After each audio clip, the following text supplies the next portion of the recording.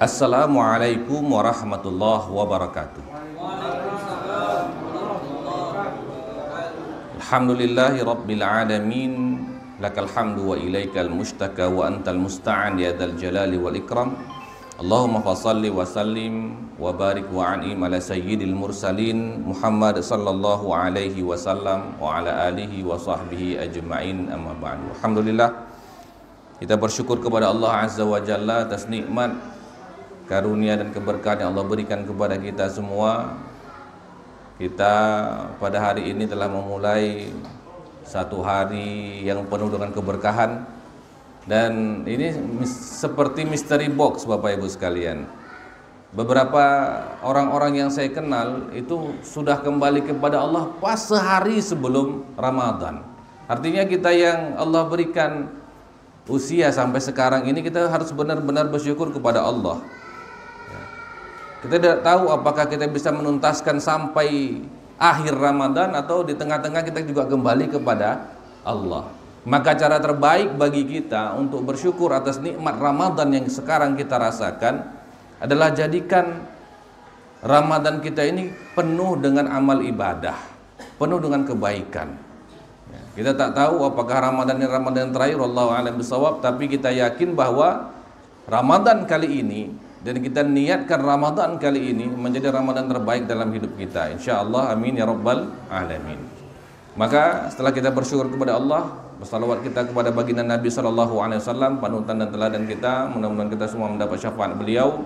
Bapak Ibu dirahmati Allah, Abu Bakar As-Siddiq radhiyallahu anhu, sahabat yang sahabah jalil, ya, orang yang mulia, sahabat yang mulia, sahabat yang menjadi salah satu orang yang terbaik, ya, setelah para nabi dan rasul itu, ya, kalau kata Nabi SAW, seandainya imannya Abu Bakar ditimbang dengan seluruh penduduk langit, penduduk bumi, maka lebih berat lagi imannya Abu Bakar As-Siddiq.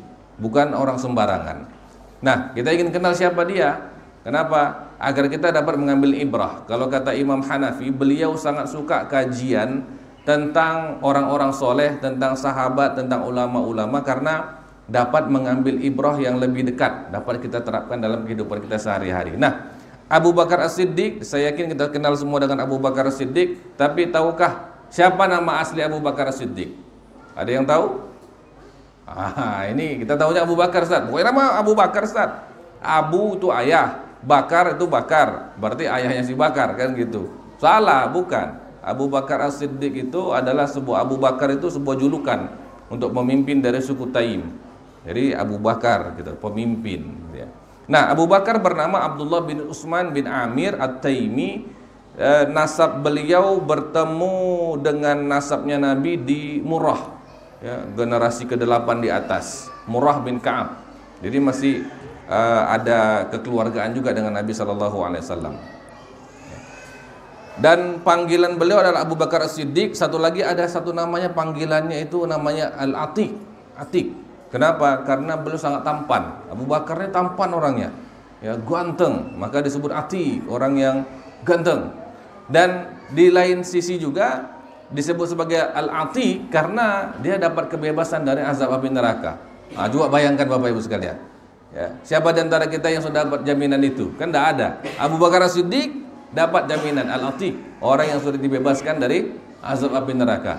Tapi coba lihat, Abu Bakar dijamin masuk surga dan diberikan kebebasan dari neraka. Coba lihat, pernah enggak kita mendengar dari kisah Abu Bakar itu malas-malasan sholat, malas-malasan puasa? Itu orang yang sudah Allah beri jamin masuk surga, kemudian diberi kabar gembira dari Nabi sebagai orang yang dibebaskan dari neraka. Tapi tidak pernah tinggal sholatnya, malah tahajudnya banyak betul, puasanya sering betul.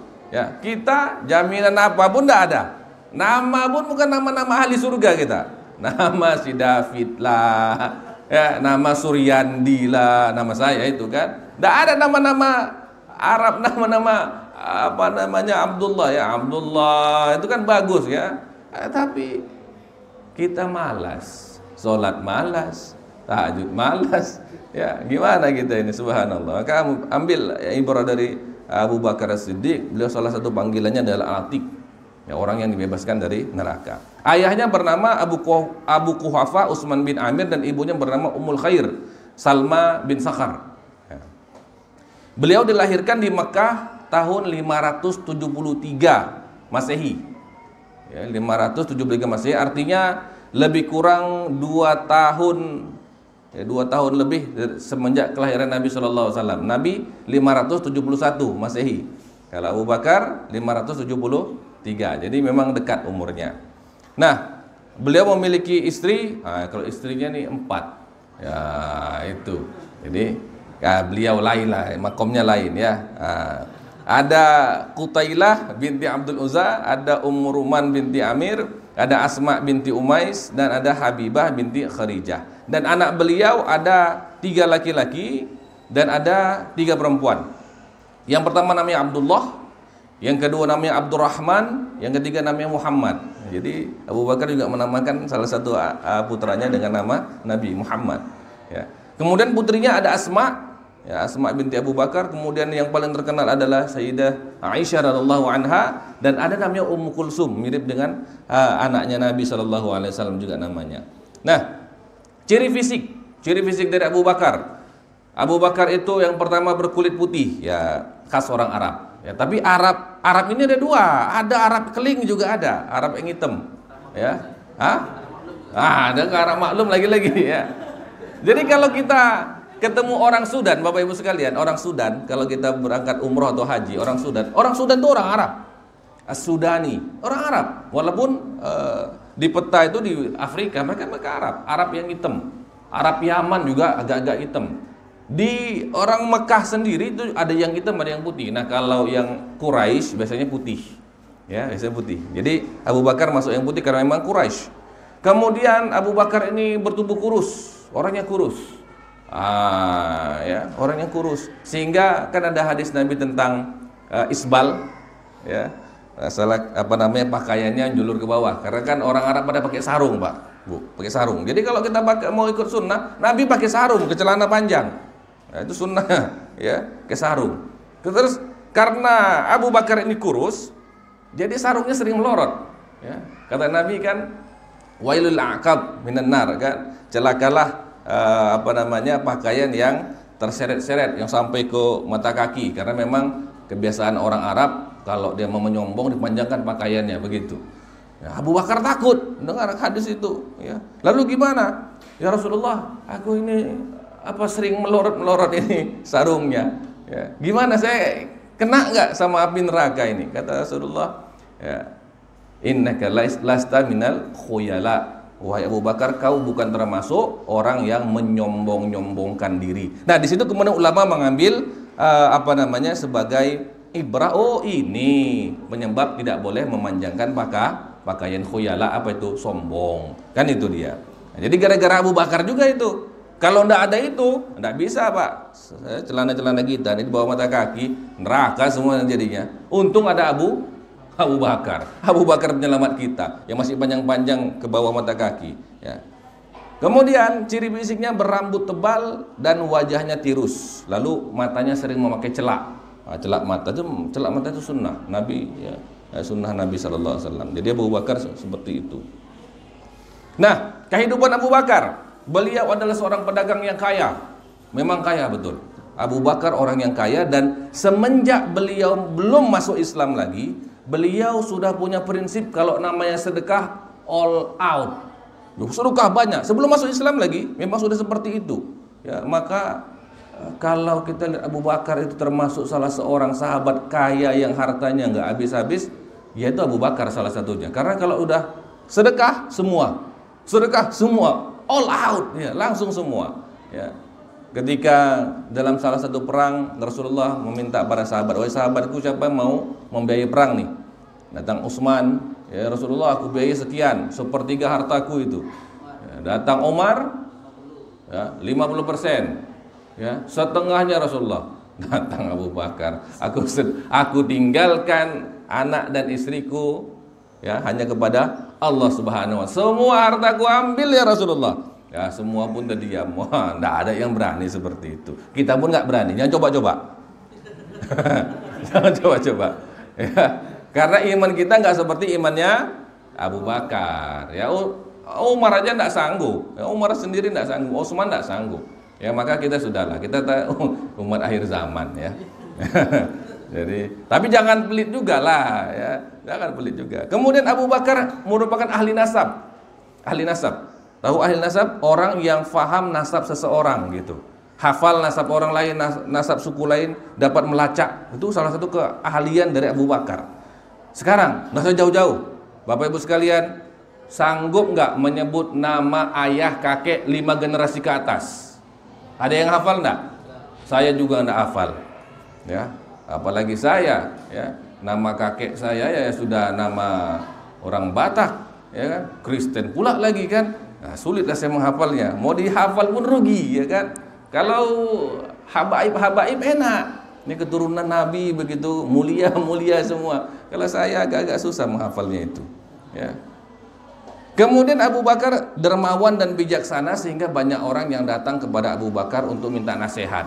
Ya, memang sebaik-baik orang adalah yang suka memberikan nasihat. Kalau diminta, Bapak Ibu sekalian, jangan kerajinan. Ya. Orang kadang-kadang nggak butuh nasihat. Ya, dia butuhnya duit. Bukan butuh nasihat. Nah, Abu Bakar dua-dua ini ada pada beliau. Ada lihat orang susah, dinasehati, ditanya, apa ininya, apa masalahnya? Oh, duit, kasih duit. Kalau kita kan enggak, ngasih nasihat tinggal gitu aja. Ya, orang butuh duit dikasih nasihat. Kalau nasihat udah banyak, Ustaz. Di YouTube udah banyak tuh. Uang lu ada biti nih, Ustaz. Ya. Itu Abu Bakar. Ya, kemudian Abu Bakar juga kritis, orang yang sangat kritis sehingga beliau disebut orang yang tidak pernah menyembah berhala bahkan sebelum masuk Islam. Kenapa? Gara-gara pernah kejadian. Ya, ketika Abu Bakar ini remaja, diajak sama ayahnya Abu Quhafah ke satu tempat yang banyak berhala-berhala. Kata ayah dengan bangga, ini Tuhan-Tuhan kamu ini katanya. Ya, mintalah apa yang kamu mau minta sama dia. Kemudian ayahnya pergi. Abu Bakar dilihatlah ini berhala ini kan. Oke lah pikirnya kan. Wahai berhala, aku lapar, tolong kasih aku makan. Tunggunya. Nggak ada tuh makanan. Sekarang saya haus sekarang nih, ya, tolong kasih saya minuman. Tunggunya, nggak ada juga. Saya butuh pakaian lah kalau gitu. Kalau makan minum pun susah dikasih, pakaian lah. Tunggunya, tak ada juga. Nggak iya ini kan marah juga Abu Bakar, udah lapar, haus, nggak ada dikasih, diambil batu, lemparnya. Wah, jatuh berhala, kurwah jatuh kan. Dilihatnya, perhatikannya. Ya, tak bangkit juga berhala ini. Patung macam-macam. Kalau untuk bangkit aja dia nggak bisa, apalagi mau nolong saya. Tak mau ku sembah lagi berhala itu, gitu. Tak mau. Itu Abu Bakar. Ya, jadi memang dari awal sudah kritis gitu. Kita pun demikian. Ya, kita pun demikian kritis lah. Ya, ada hal-hal yang tidak pas, tidak sesuai, ya kita bicara, speak up. Cuman kalau bicara tuh pelan-pelan sedikit. Ya, itu jangan keras-keras sekali. Baik, kemudian Abu Bakar masuk Islam. Masuk Islamnya ini unik. Ya, Abu Bakar ketika Rasulullah kan sudah dilantik menjadi seorang nabi dan menjadi seorang nabi. Tapi Rasulullah itu tidak berdakwah selama 3 tahun karena belum diperintahkan oleh Allah. Masih untuk diri beliau sendiri. Ketika datang perintah ya ayyuhal muddatsir qum fa'anzir, maka Rasulullah mulai mendakwahkan agama ini kepada orang-orang terdekatnya. Ya. Abu Bakar juga salah satu orang dekat dengan Nabi, sahabatan mereka. Tapi Abu Bakar waktu itu masih berada di Yaman, lagi perjalanan dagang. Ya, dalam perjalanan dagang. Tapi di sana ajaibnya Abu Bakar ketemu dengan salah seorang rahib Nasrani waktu itu, lalu menyebutkan, dilihat Abu Bakar, ya, ada sesuatu yang lain dari Abu Bakar. Maka rahib tadi bilang, wahai anta ya hadza, ya, engkau dari mana? Dari Makkah. Muka anta harami, engkau orang dekat-dekat Masjidil Haram? Ya. Engkau Quraisy, orang Quraisy? Ya, saya dari Bani Taim. Oh. Boleh saya minta lihat sesuatu enggak? Kata rahib ini. Apa itu katanya? Saya bisa menyangka bahwa di perut kamu itu, dekat pusar kamu itu ada tanda hitam kelahiran. Ya. dan juga di betis kamu yang sebelah kanan itu, betis belakang sebelah kanan. Terkejut Abu Bakar, iya kan, kasih nampak. Iya, ini dia kasih nampak, kan? Iya. Ini juga kasih nampak, ini. Lalu kata rahib itu, kalau begitu sudah cocok katanya. Apa cocok? Cocok dengan tanda-tanda akan menjadi wazir, orang yang membersamai, menolong, ya, nabi yang akan diutus pada akhir zaman, katanya. Dia ada 2 orang yang akan jadi penolong. Satu orangnya masih muda, ya, gantung masih muda. Satu orangnya sudah agak tua, tapi dia itu kurus, mirip kayak kamu, katanya. Dan Abu Bakar penasaran ini. Iya enggak, ya kan? Maka selesai dia perdagangan, dia langsung cepat dia pulang. Sampai ke Mekah dapat kabar bahwa ada Muhammad udah mulai aneh-aneh, katanya. Biasa Muhammad itu dipuji, Nabi Muhammad dipuji, ini aneh-aneh. Ya, udah mulai aneh Muhammad sekarang, entah apa-apa, ya. Enggak mau lagi menyembah berhala, enggak mau lagi dia ini, diejek-ejeknya kita yang menyembah berhala, menyembah patung, katanya. Abu Bakar mulai penasaran, datangnya Nabi Muhammad. Wahai Muhammad, apakah benar kata orang-orang, engkau tak mau lagi tidak menyembah berhala, engkau mengejek orang menyembah berhala, dan engkau membawa agama baru? Ya, kata Nabi Muhammad, bala, benar. Ya, apa tanda-tandanya? Kata Abu Bakar, tanda-tandanya, kata Nabi Muhammad, adalah tanda-tanda yang disampaikan seorang rahib kepadamu di Yaman. Terkejut Abu Bakar. Loh, kok tahu? Karena yang cuma tahu cuma dia, kan, Abu Bakar sendiri. Kan gak mungkin Abu Bakar nampak-nampakin depan orang, kan, enggak. Ini pembicaraan personal, kok tahu? Wahai Muhammad, siapa yang memberitahukan engkau berita itu? Yang menyampaikannya adalah malaikat yang dulu menyampaikan pesan kenabian kepada nabi-nabi sebelumnya. Langsung, ya, ulurkan tanganmu wahai Muhammad, aku bersaksi, asyhadu alla ilaha illallah wa annaka Muhammadan Rasulullah. Semenjak itu Rasulullah SAW melihat Abu Bakar tidak pernah lagi menjadi orang yang ragu-ragu dalam beriman kepada Rasulullah. Sampai kata Rasulullah apa? Semua orang ketika aku sampaikan dakwah ini, semua orang kadzabta, engkau bohong Muhammad.